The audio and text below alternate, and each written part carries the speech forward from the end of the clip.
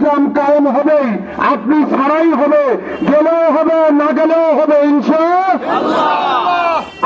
আজকে তাবলীগ জামাতের সুসংবাদ, আমরা আজকে আসতাম না একমাত্র বিশ্ব ইস্তেমা ময়দানে অতর্কিত নির্ভর মুসল্লিদের উপর হামলা, সাতপন্থীদের খুনিয়ানি, সাদিয়ানি, সন্ত্রাসী বাহিনী দৃষ্টান্তমূলক শাস্তির দাবিতে আজকে আমরা এই শহীদ চত্বর ময়দানে উঠেছিলাম। তো আল্লাহ তাআলা আমাদেরকে জুমার আগেই সুসংবাদ দিয়ে দিয়েছেন, বলেন সুবহানাল্লাহ। এক নম্বর সুসংবাদ, বাংলাদেশ কাকাল মসজিদে সাদিয়ানি সন্ত্রাসী বাহিনীর সম্পূর্ণ নিষেধাজ্ঞা জারি করা হয়েছে। স্বয়ং স্বরাষ্ট্র প্রতিমন্ত্রী ঘোষণা দিয়েছেন, বলেন সুবহানাল্লাহ। দ্বিতীয় নম্বর, বাংলাদেশে কোন মসজিদে সাদিয়ানি গ্রুপরা কোন মসজিদে মার্কাজ এবং তাবলীগ জামাত অংশগ্রহণ করতে পারবে না। স্বরাষ্ট্রমন্ত্রী ঘোষণা, কার ঘোষণা? বর্তমান উপদেষ্টা মন্ত্রণালয়ে স্বরাষ্ট্রমন্ত্রী শাখায় যিনি আছেন তার ঘোষণা আজকের পেপার পত্রিকা সংগ্রহ করেন ইনশাআল্লাহ। তৃতীয় নম্বর, বিশ্ব ইস্তেমা ময়দানে একটাই হবে, কয়টা? যদি তারা আসে তো আলহামদুলিল্লাহ, না আসলেও একটাই, একটা, বলেন সুবহানাল্লাহ।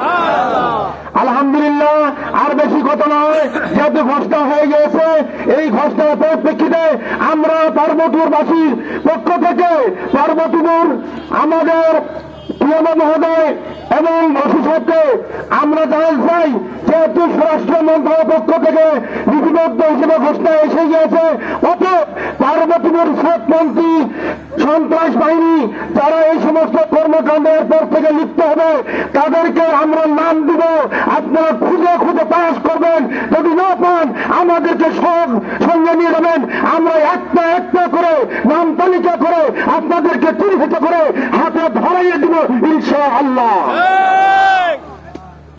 আল্লাহ তাআলা আমাদেরকে আজকে যত সুসংবাদ পেয়েছি, এরপর থেকেই আর কোন প্রকারের সাদিয়ানিরা আমাদের উপর, নিরীহ মুসলমানদের উপর কোন প্রকারের অতর্কিত হামলা এবং গুম খুন, কোন প্রকারের মসজিদের উপর জুলুম নির্যাতন, কোন মুসল্লির উপর জুলুম নির্যাতন আর যেন করতে না পারে।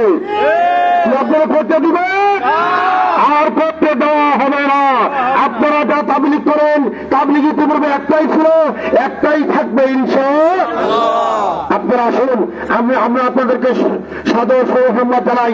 আপনারা আমাদের সঙ্গে আলেম ওলামাদের সঙ্গে কাঁধে কাঁধ মিলিয়ে, যেমন পূর্বে ইলিয়াস আলী রহমতুল্লাহ আলাইহি আমরা মুরব্বীকে সম্মান জানাই, শ্রদ্ধা করি, তার অনুসারী আমরা ওই তাবলীগ জামাতের অংশগ্রহণকারী হিসেবে আমরা একজন তাবলীগের সাথী।